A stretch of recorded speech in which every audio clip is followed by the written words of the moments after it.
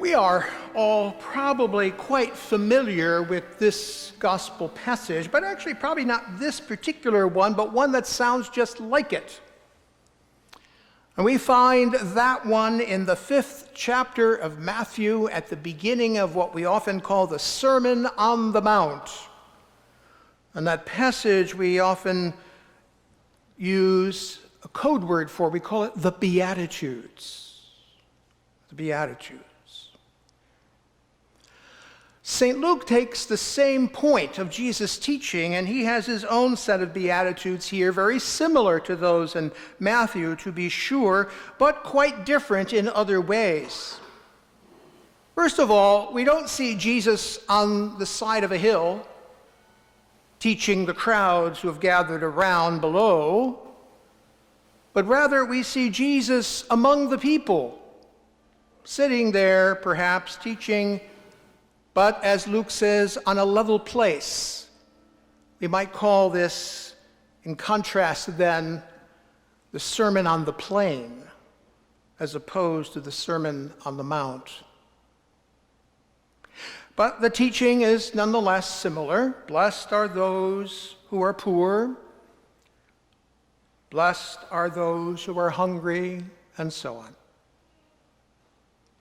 What is different about St. Luke's version of all of this is that he includes, along with the blessings, a set of woes.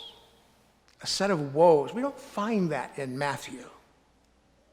And so that leads us to ask the question, what is Jesus trying to do? At least, what is Luke trying to get across about Jesus' teaching as he relates this story to us? And perhaps it lies in the fact that Jesus is addressing not so much the crowd from the world, the people from outside of his disciples, but as Luke says, he came down with his apostles, his closest associates, and he looked up at his disciples. Luke makes a distinction between the apostles and the disciples, and it even says there was a great crowd of his disciples. So by this time, the word about what Jesus was saying and doing was getting around. And there were people who were wanting to hear him and people who followed him. People who didn't just come for a one-off, but decided that he had something important to say and they would follow him. And so they became his students, as it were. They're his pupils, his disciples. And so these are addressed not to the world at large, which we like to think about, because with the woes we think, well, that's not us, that's the other people. But we begin to realize that Jesus is addressing his disciples at that time, and he's addressing you and me as well. You and me as well. So he tells us that we are blessed when we are poor and we are hungry, and when we mourn, and when people hate us because we follow Jesus. But then he says a series of woes. And I think the key to understanding that is the first one, because he says to them, woe to you who are rich, for you have received your consolation. And I think that's a key for us. They've already received what most people desire. And more than likely, as things go in life, they will lose it. They will especially lose it when they pass from this world, because as we often say, you can't take it with you. So Jesus is saying that those who are having these wonderful experiences now, that is your consolation. And basically what Jesus is talking about, he's not giving us any commands. He's not the new Moses as he is sort of in Matthew's gospel. But even there, he's not giving any commands. He's simply stating facts. And so too it is here. He's talking about the poor and the hungry, those who are poor and are hungry as he speaks to them. And he talks to the rich and those who are full that are among the disciples there. And he's basically stating some facts.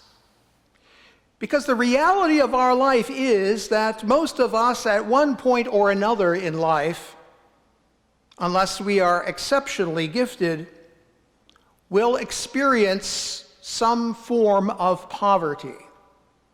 Perhaps it's a time in our life when we are unemployed and money is tight. Perhaps we might even go a little hungry at those times, particularly when parents are trying to feed a household of children, and it's usually the parents who hold back so that the children have enough. And I'm pretty sure that all of us here, at one point or another, have had to mourn the loss of someone we love deeply. We entered into that dark time of grief. And if we haven't really grieved the loss of a loved one, perhaps it was the loss of something important to us, like a job, our health. Now, we all mourn and grieve. Perhaps, just perhaps, Jesus is saying that, these are the facts of life. But the reality is that riches come and they go. Hunger is sometimes assuaged by the generosity of others or a turn in our fortune. We often move beyond grief simply because the demands of life pull us out of that dark place.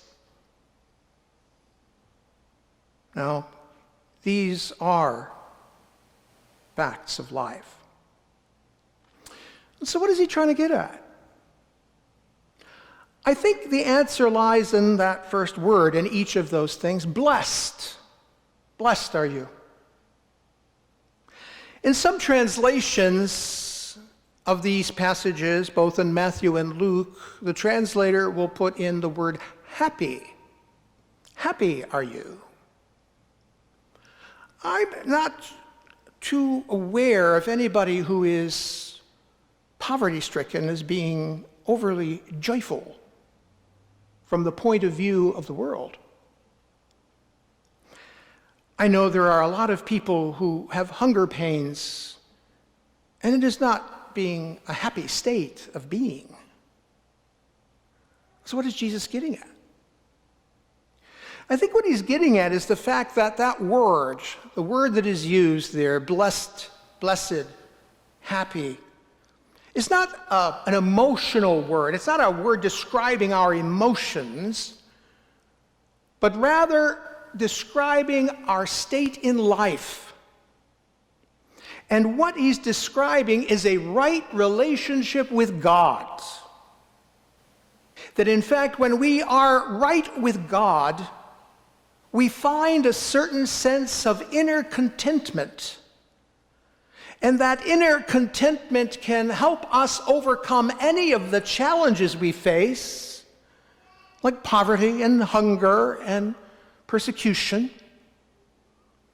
I do know happy poor people. When they're not always looking at their poverty, they're not holding on to that value of the world, but rather they're looking at what God does for them, the gifts that God gives them instead of the riches of this world. I do know people who hunger often, who are content with what little they can muster, what little they can give, and they find that in reality, there's usually just enough. Blessed. You are in right relationship with God when you are poor. And as long as you stay in that right relationship, you will find what you need. You are in right relationship when you hunger and you see that it is God who is the giver of all good gifts, and you will find what you need. You are in right relationship with God when you mourn and are able to see that it isn't the end of anything, but in fact a time to give thanks for what we had enjoyed and lost now.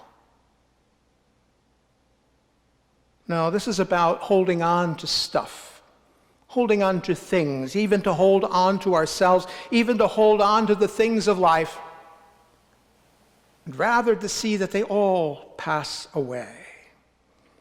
And that's the woe side of it. It's often said it is harder to live after you've lost something than to have never had it at all. That's true across the board, whether it's our riches or someone we love or a good career and job, whatever it is. It's harder to have lost it. And we are in a worse position internally when that happens. And maybe that's what Jesus is saying. Woe to you who are rich now, for the turns of life will make you poor. Woe to you who are full in your belly, because a day may come when you hunger.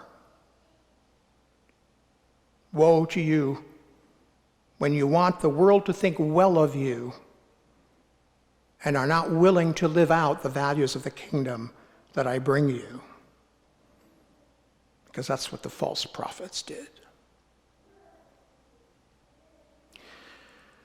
These statements of fact, then, are not trying to tell us to do anything, to become poor, to stop eating so that we feel hungry. Oh, maybe those are things we should do so that we can develop a spirit of empathy for those who are suffering in that way.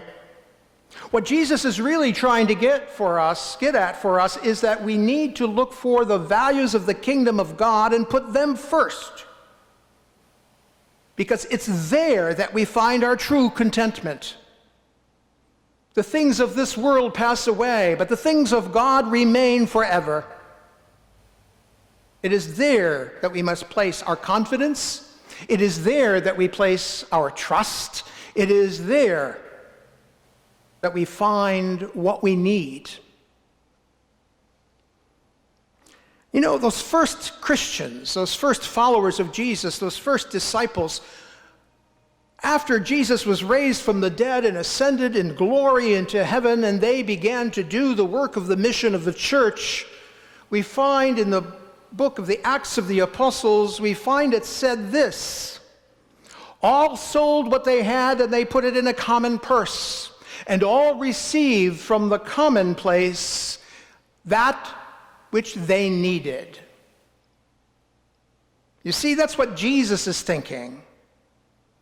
That if we don't hold on to the things of this world and hoard them for ourselves, we won't really lose them, will we? We will give them away, and in giving them away, we will make sure that those who have nothing have something. That those who are in need will have just enough. Oh, but Father, that sounds like communism. Well, it is. Marx probably said the same thing. But here's the difference. We do it for the sake of the kingdom of God. We do it in witness to our faith in God. We do it out of a motive, not of getting ahead or not of any kind of acceptance of power, but rather surely only because we are living out the life, the way of love. A love that Jesus teaches us must actually give our life away to be real. Blessed are the poor, for they will be rich again. But because perhaps they're not holding on to the things of this world, they already are part way toward understanding what the values of the kingdom of God are. Blessed are those who hunger. They will be filled. Maybe they're beginning to understand how it is, and when we have very little, and when we share what little we have, suddenly there's enough for all. Yeah. Jesus is telling us that the twists and turns of life will happen to all of us. But when you put the kingdom of God and its values first, then they will not have that impact that we think they might. We will not live in fear, but in confident assurance. And that, after all, is the definition of faith. We will trust God for everything. That is the kingdom that Jesus proclaimed.